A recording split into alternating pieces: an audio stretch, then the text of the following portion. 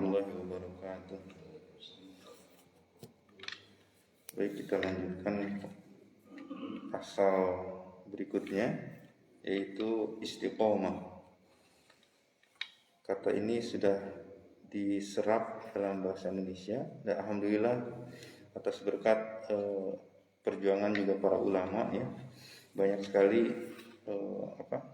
kata-kata hazanah dalam Islam diserap ke dalam bahasa Indonesia sehingga memudahkan untuk pikiran kita ke tindakan apa harus dilakukan ya.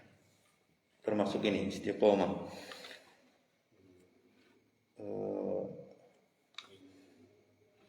Sekalian juga sebagai pengantar ya.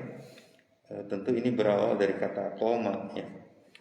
Kita sudah kenal sekali iqomah atau yaqumus shalah ya, dan sebagainya. Kalau ada tambahan sin dan ta dalam wazan istaf'ala gitu ya, istilahnya adalah meminta. Banyak sekali yang juga sudah kita kenal gitu ya, kata-kata misalnya ghafara, kemudian istighfar gitu ya, istilahnya meminta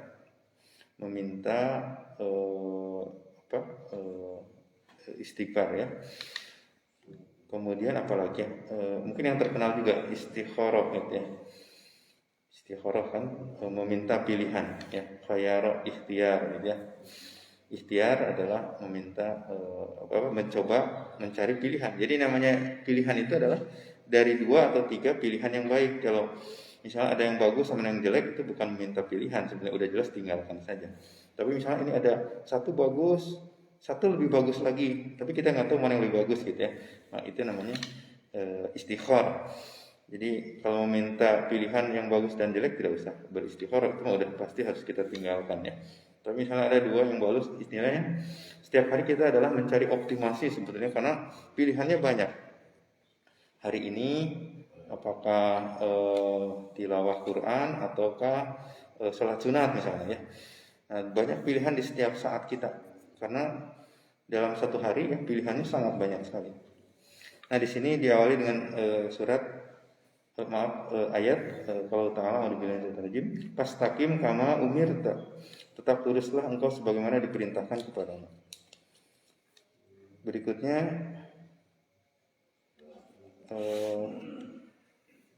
hadis ya.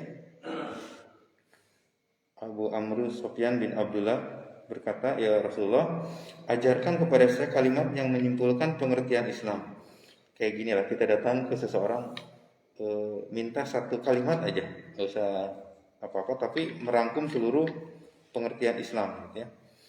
Ya Rasulullah, ajarkan kepada saya kalimat yang menyimpulkan pengertian Islam. Cukup dengan satu kalimat saja, selesai terkumpul semua pengertiannya ya. Sehingga saya tidak membutuhkan bertanya kepada seorang pun selain engkau. Nah, ini satu tantangan ya. Rangkumkan semuanya dalam satu kalimat saja. Tentu Rasulullah dengan mendapat wahyu ya, mengerti betul dirangkum dalam satu kalimat. Itu katakanlah, aku percaya kepada Allah, kemudian tetap konsekuen mendisiplinkan diri terhadap pengakuannya. Satu kalimatnya itu apa? Qala Rasulullah, qul, katakan, amantu billah tsumastaqim. Aku beriman kepada Allah, kemudian istiqomah dengan keimanan. Cukup satu kalimat itu aja. Jadi baharulah imanmu dengan penuh kesadaran, dengan bentuk ucapan yang disertai pengertian dan tanggung jawab atas pengakuan dan ucapan itu. Saya titip satu kalimat aja gitu ya, kata Rasul. Amantu billah tsumastaqim. Ternyata turunannya banyak tentunya ya, tapi terangkum di satu kalimat tersebut. Kemudian satu lagi hadis dari Abu Hurairah, bersedang-sedang sajalah kamu dan tetapkanlah dalam beramal. Ketahuilah olehmu bahwa tak seorang pun dapat selamat hanya semata-mata bergantung pada amal perbuatannya. Kadang memang setan itu membisiki kita dalam kebaikan maupun dan kejahatan ya. Kalau kejahatan udah jelas, tapi dalam kebaikan pun setan itu selalu hadir ya.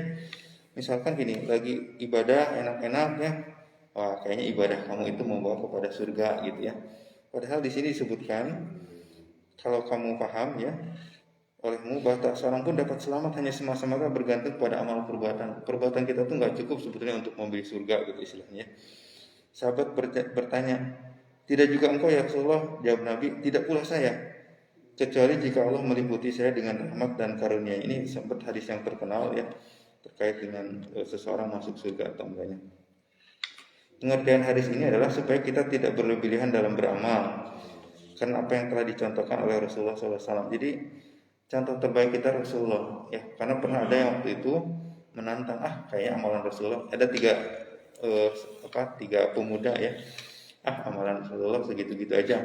Rasulullah puasa, saya bisa puasa setahun gitu ya. Ada juga satu pemuda, wah saya mau bisa semalaman tahajud gitu ya.